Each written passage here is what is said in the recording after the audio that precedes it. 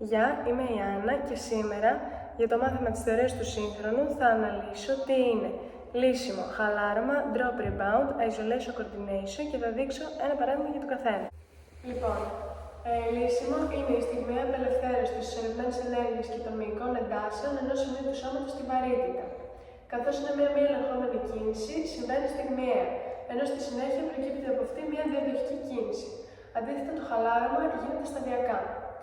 Και τα δύο συμβαίνουν μέσα στον κάθετο άξονα και πριν γίνουν αυτά, πρέπει να έχει προηγηθεί συσσόρευση ενέργειας και μυϊκής έντασης.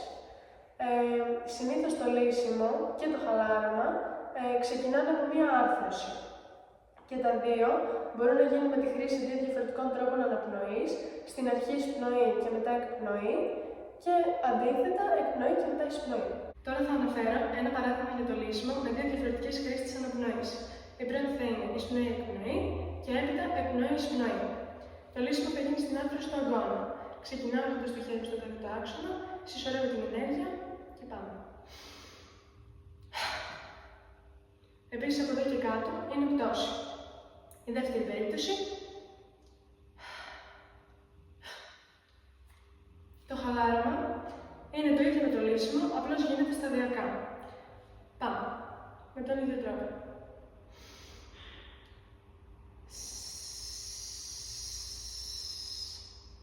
Και το αντίθετο.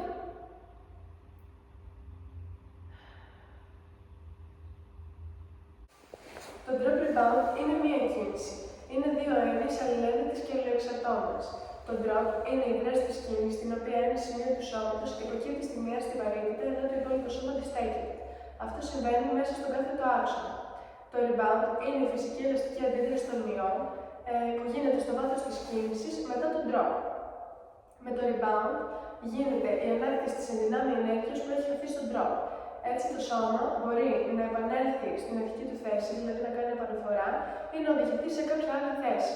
Το drop rebound γίνεται με τη χρήση δύο διαφορετικών τρόπων αναπνοής. Εισπνοή στο drop και εκπνοή στο rebound, ή αντίθετα, εκπνοή στο drop και εισπνοή στο rebound. Εξαίρεση αποτελεί το παράδειγμα του λιμών, ο οποίος μιλάει για το drop rebound και λέει ότι το drop συμβαίνει από το πιο ψηλό σημείο του σώματος, δηλαδή την κορυφή του κεφαλιού, χρησιμοποιεί εισπνοή-εκπνοή και γίνεται εκτός του κάθετου άξονα. Τώρα θα κάνω ένα παράδειγμα για το drop rebound, το οποίο θα το κάνω στην άρθρωση των γονάτων. Αρχικά, το drop rebound μπορεί να γίνει με εισπνοή και έπειτα εκπνοή και να έρθει στην αρχική του θέση, δηλαδή να κάνει επαναφορά. Ή μπορεί να γίνει με την ίδια χρήση της αναπνοής και να πάει σε κάποια άλλη θέση.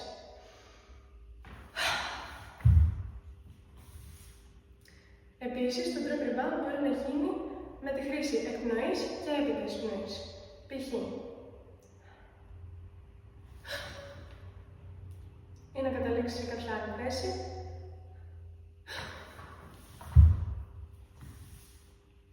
Εξαίρεση στο παράδειγμα αποτελεί το παράδειγμα του λιμών, ο οποίος εξηγεί ότι το drop rebound γίνεται από το πιο ψηλό σημείο του σώματος, γίνεται έξω από τον κάθετο άξονα και χρησιμοποιεί εισπνοή-εκπνοή. Π.χ. Το isolation είναι μια διαδικασία στην οποία μια άρθρωση ή μια επιφάνεια του σώματος κινείται μεμονωμένα ανεξάρτητα από το υπόλοιπο σώμα. Για να επιτευχθεί το isolation, πρέπει να ενεργοποιηθούν οι δύο αντίθετες δυνάμεις στα δύο αντίθετα σημεία και στο κέντρο. Τα σημεία αυτά πρέπει να συσσωρεύσουν ενέργεια και μυϊκή ένταση.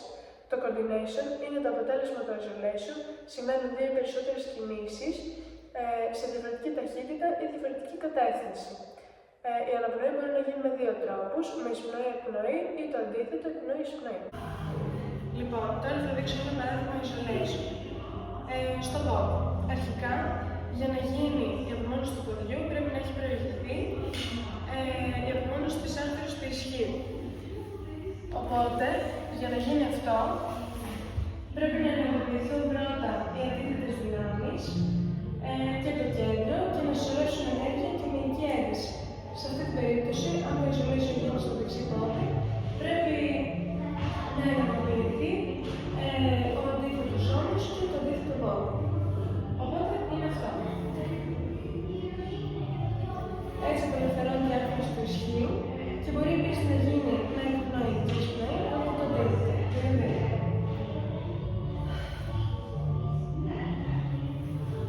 χειρές πνοές